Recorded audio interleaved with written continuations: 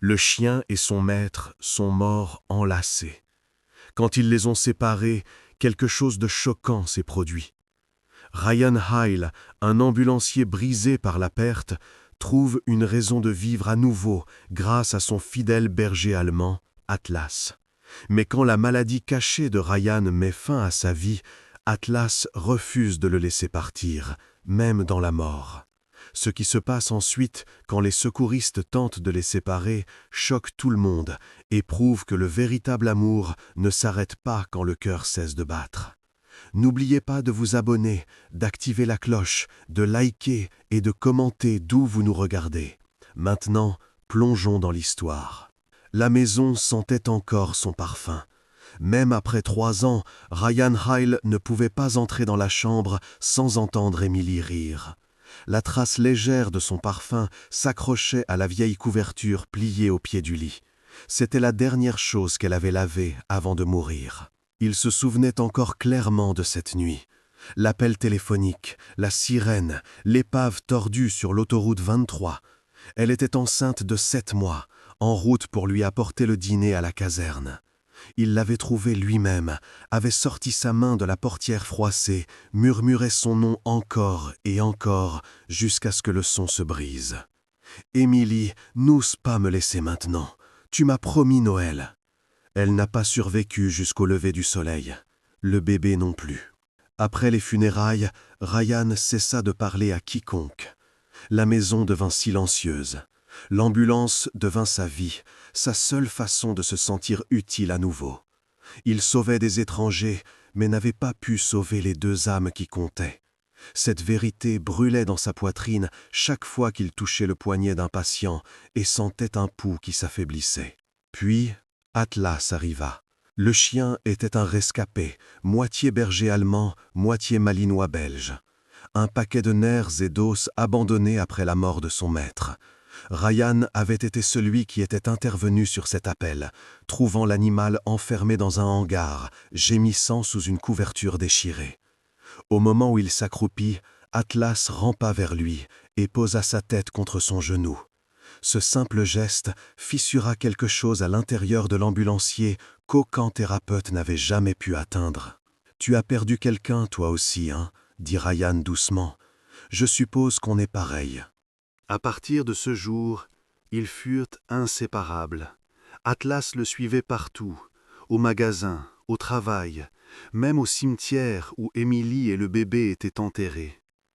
Ryan s'asseyait près de la pierre tombale, sa main reposant sur le dos du chien, murmurant « J'essaye, Émilie, mais c'est difficile. » Atlas lui poussait la paume chaque fois, comme pour dire « Je sais ». Les années passèrent, mais le chagrin ne s'adoucit jamais. Il se cachait simplement derrière la routine. Ryan se réveillait à 5 heures du matin, préparait 2 tasses de café par habitude, versait l'une dans l'évier. « Pour toi, » murmurait-il. Atlas attendait près de la porte dès qu'il entendait les clés tinter. Quand Ryan partait pour un quart de travail, le chien s'asseyait près de la fenêtre, immobile, jusqu'à ce que la sirène de l'ambulance résonne à nouveau au loin. Les gens commencèrent à remarquer. « Ce chien est humain, » disait Madame Cooper de l'autre côté de la rue. « Il n'aboie pas, il attend juste. » Et il le faisait, chaque nuit. Mais à l'intérieur, le corps de Ryan s'effondrait. La maladie cardiaque, la cardiomyopathie, le dévoraient silencieusement. Le médecin l'avait averti de ralentir. Il ne le fit pas. « Tu arrêtes de bouger, tu commences à mourir, » disait-il. Un soir, après avoir soulevé un patient sur une civière, il chancela, se tenant la poitrine. Son partenaire Ben tendit la main. « Ryan, ça va ?»« Juste fatigué, » dit Ryan à travers un sourire forcé. « Ne commence pas à me materner. » Il rentra à peine chez lui. Atlas le rencontra à la porte, la queue frétillante. Ryan s'appuya contre le mur, haletant. « Je suppose que c'est toi et moi, mon gars. Pas de retraite, pas de repos. » Le chien gémit, se pressant contre ses jambes. « Oui, » murmura Ryan, caressant sa fourrure. « Tu me manquerais trop. » La nuit, Quand la douleur rendait la respiration difficile, Atlas grimpait sur le canapé et étirait son corps sur la poitrine de Ryan, son battement de cœur régulier contre celui qui défaillait en dessous. La pression calmait l'homme. Parfois, Ryan imaginait Emily là, le bébé entre eux, la vie qui n'avait jamais eu lieu. « Emily t'aurait adoré, dit-il une nuit. Elle a toujours voulu un chien. Elle disait que notre enfant apprendrait la gentillesse grâce à lui. » Sa voix se brisa. « Je suppose que l'enfant regarde de quelque part maintenant. » Atlas lécha les larmes sur son menton, puis posa sa tête sur son épaule jusqu'à ce que Ryan s'endorme. À l'automne, les épisodes devinrent plus fréquents. Vertige soudain, perte de vision, oppression thoracique comme un point invisible. Ben le remarqua en premier. « Tu es blanc comme un fantôme, mec. Va voir un médecin. »« Je l'ai fait, » mentit Ryan.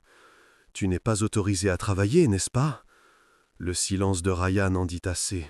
Ben claqua la porte du casier. « Tu vas te faire tuer. » Ryan haussa les épaules. « Mieux moi que quelqu'un d'autre. » À la maison, Atlas l'accueillit avec la même foi aveugle. Ryan s'agenouilla, enfouissant son visage dans la fourrure. « Ne me regarde pas comme ça, je vais bien. » Mais le chien ne bougea pas, ne cligna pas des yeux, pressa simplement sa patte contre la poitrine de Ryan, là où le battement de cœur faiblissait. Cette nuit-là, la douleur le réveilla à 3 heures du matin. Elle était vive cette fois, profonde. Il s'assit, haletant. Atlas grimpa immédiatement sur le canapé, gémissant doucement. Rayon sourit faiblement. « C'est bon, mon gars. On tiendra jusqu'à Noël. Je lui ai promis ça une fois. Tu te souviens ?»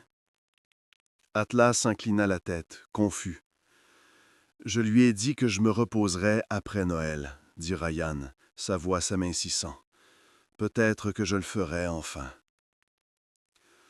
Le lendemain matin, la caserne appela. Il ne répondit pas. Ben, passant en voiture, vit la lumière encore allumée, les rideaux tirés. Il frappa. Aucun son. Quand il enfonça la porte, il se figea. Ryan était allongé sur le canapé, les yeux fermés, la bouche courbée en un léger sourire. Atlas était couché sur sa poitrine, une patte autour de son cou, la tête nichée sous son menton, comme il dormait toujours. Seulement, cette fois, aucun des deux ne bougeait. Ben s'approcha, murmurant « Mon Dieu !» Il vérifia l'époux. Tous les deux partis. La chaleur persistait encore dans l'air, comme s'il s'était endormi quelques minutes auparavant. Il s'agenouilla à côté d'eux, la main tremblante. « Espèce d'idiot têtu !» murmura-t-il à Ryan. « Tu ne pouvais pas partir seul, n'est-ce pas ?» La fourrure du chien était encore humide de larmes.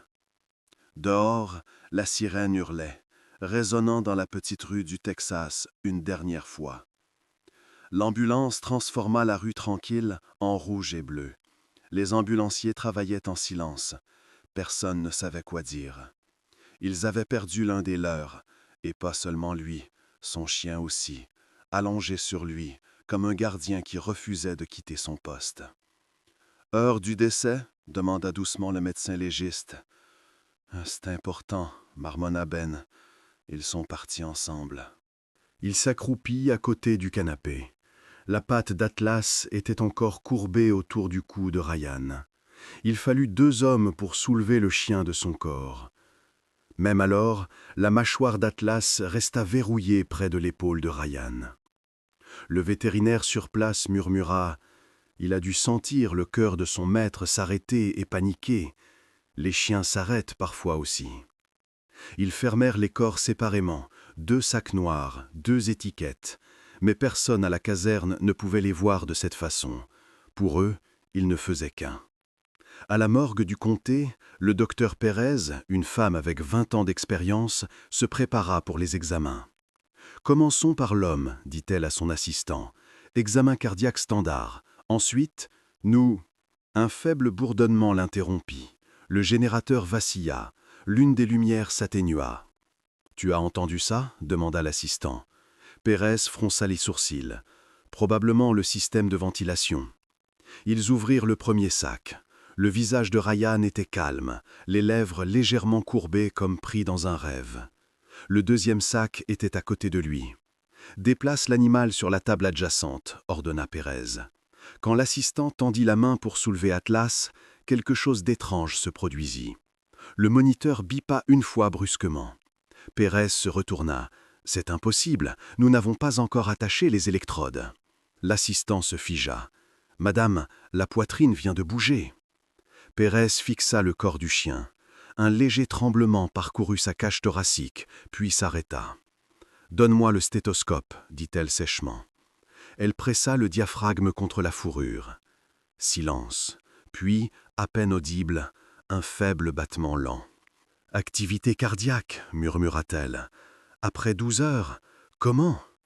L'assistant recula, pâle. « Dois-je appeler le vétérinaire ?»« Non, dit Pérez. Appelle les urgences maintenant. » En quelques minutes, la morgue se remplit d'agitation, équerre, émotion, fil de grive, tendresse et coifféope. Délivrait-il, se parlant lentement, avec un voix intimiste, allant pause pour émotionnelle veine, à laissant un expérimenté audiobook narrateur aurait. Atmosphère, comme si chérant un sacré mémoire par Candaline, où chaque mot matière, et silence spec volume. En quelques minutes, la morgue se remplit d'agitation. Ils transportèrent Atlas sur une civière, placèrent un masque à oxygène sur le museau et le roulèrent vers l'aile vétérinaire. Le vétérinaire arriva, l'incrédulité sur le visage. Cela ne devrait pas être possible, il n'avait pas de pouls quand on l'a trouvé. Pérez pointa les relevés. Il en a un maintenant. Les nouvelles se répandirent rapidement. Le matin, les journaux locaux reprirent l'histoire. Chien retrouvé vivant après la mort de son maître, un miracle de loyauté. Les journalistes envahirent l'extérieur de la clinique, mais le personnel les tint à l'écart. « Il est stable, leur dit Pérez, c'est tout ce que vous devez savoir. » Ben arriva des heures plus tard, épuisé. « Tu me dis que le chien s'est réveillé à la morgue ?» Pérez hocha la tête. « Une chance sur 1 million. » Il entra doucement dans la salle de récupération. Atlas était allongé sur une couverture, la poitrine se soulevant et s'abaissant. Le vétérinaire avertit « Il est faible, il ne tiendra peut-être pas longtemps. » Ben s'agenouilla à côté de lui. « Eh mon gars, murmura-t-il, tu as fait ton travail, il est en paix maintenant. » Le chien ouvrit les yeux. Un ambre terne vacilla vers le son. Quand Ben posa sa main sur la fourrure, l'animal expira et se pressa faiblement contre sa paume. « Oui, » murmura Ben, « tu te souviens de moi, n'est-ce pas ?» Le vétérinaire leva les yeux. « S'il survit cette nuit, il pourrait vivre, mais il ne sera plus jamais le même. » Ce soir-là, Ben ramena Atlas chez lui. La caserne participa aux frais de médicaments et de nourriture. Pendant des jours, le chien refusa de manger, dormant à côté de l'uniforme de Ryan, plié sur le canapé. Chaque nuit, Ben s'asseyait à proximité, parlant doucement. « Il voudrait que tu te reposes, Atlas. Il détesterait te voir comme ça. » 2 semaines plus tard, le service organisa un mémorial conjoint. L'urne contenant les cendres de Ryan trônait sur la table, et à côté, un collier avec la plaque nominative d'Atlas. Ben porta le chien dans la salle. La foule se tut. Atlas boita vers l'exposition, renifla l'urne et s'assit. Le chapelain commença, la voix tremblante. « Parfois, l'amour ne s'arrête pas avec le souffle. Parfois, il attend dans le silence. » Quand le service se termina, Atlas refusa de bouger. Il se coucha à côté de l'urne, le nez pressé contre la base. Les caméras cliquèrent, les larmes coulèrent. Ben murmura « C'est bon, mon gars, tu peux lâcher prise. » Mais Atlas ne le fit pas. Il resta jusqu'à la tombée de la nuit, jusqu'à ce que le concierge le trouve toujours là, respirant lentement. Au matin, Il était parti, paisible, les yeux fermés, une patte reposant contre l'urne. Ils l'enterrèrent à côté de la tombe de Ryan le lendemain, sous un arbre près du bord du cimetière. Le ciel était clair, l'air immobile. Ben plaça le collier sur la pierre tombale. « Tu as tenu ta promesse, dit-il doucement. Tu ne l'as pas laissé seul. » Une petite rafale de vent agita les feuilles, et pendant une seconde, le carillon de la vieille ambulance de Ryan résonna faiblement depuis la route.